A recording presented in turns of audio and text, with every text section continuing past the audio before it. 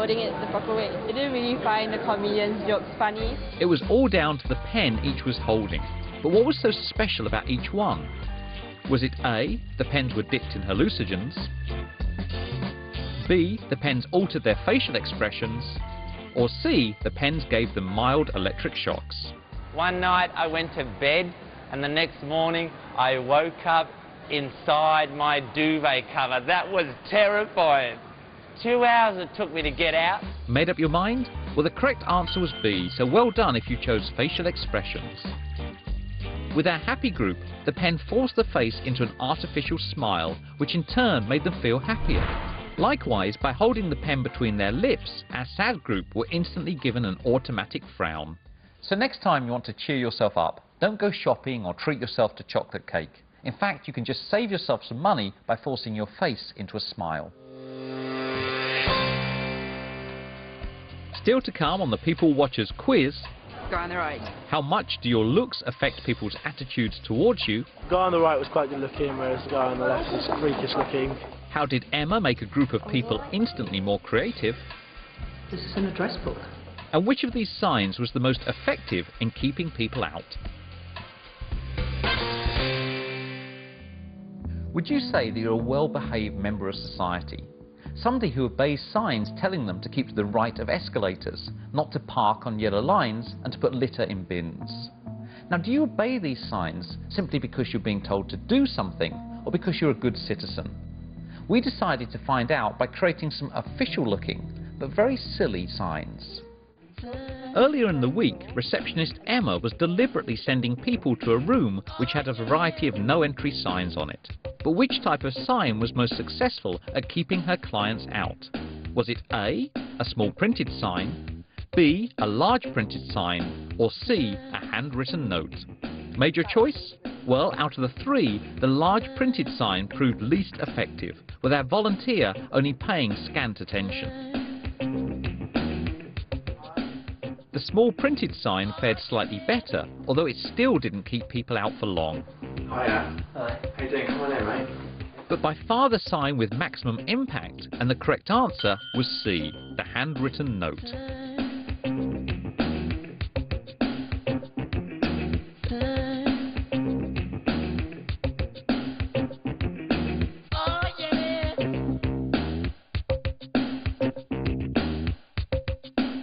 It was so effective, we even had to send someone out to find her. Well, it's quite an informal sign, and you know, it's written on a post-it, so it's nothing formal. But I thought that the people that are in the room have obviously, they were having a discussion or doing something, so they've just put it on the door quick, just to say, don't come in to this particular room at this particular time. And it was because it was so informal that I just thought, oh well, I'll just go and wait next door quietly. Its informality suggested a personal touch, making the reader believe that it was written recently and was a request from a person rather than an organisation. It even worked when it was repeated on a wallet which we left in the middle of a busy street. But look what happened 60 seconds after we took off the note. It just shows how much people obey signs without thinking about it. Now, most signs are there for a very good reason, but if you do see a sign that seems silly, check it out before even thinking about disobeying it. When it comes to making our mind up about someone, we often judge a book by its cover. When we see someone as good looking, we tend to assume they're intelligent and also have a pleasant personality. But how quickly do we form these impressions? A few hours? A few minutes? A few seconds? People watchers took to the streets to find out. Sarah and Jack wanted to try and ascertain whether how attractive you are affects people's attitudes towards you. Jack and a slightly less attractive man hit the streets to say exactly the same statement. I'm an outgoing, confident individual, and I'm not afraid to take on new challenges. I'm an outgoing, confident individual, and I'm not afraid to take on new challenges. I'd say he's lying, and he's the one who's outgoing. You think it's the guy on the right? Okay. Yeah, the guy on the right. Definitely. Which do you think was telling the truth? Was it A, good-looking Jack, B, his ugly friend, or C, both of them? And while you're deciding, here's some other guesses. I'm an outgoing and confident individual, and I'm not afraid to take on new challenges. I'm an outgoing, confident individual, and I'm not afraid to take on new challenges. I believe it's the guy on the right. The guy on the right, Yes. okay. How do you think? I guess that guy. Guy on the right, okay. Well, on the evidence, it has to be A, right? Well, no. The answer is C, because the statement actually describes both of them equally. Most people just presumed it was Jack because they associated positive statements with the more attractive person. Unfortunately for our ugly guy, it even works the other way round. With regards to my career, I have to admit I'm quite confused about what it is I really want to do. With regards to my career, I have to admit I'm kind of confused about what I really want to do. The guy on the left. I'd say the one on the left. Yeah, we'll go Left, left. the guy on the there. left, yes.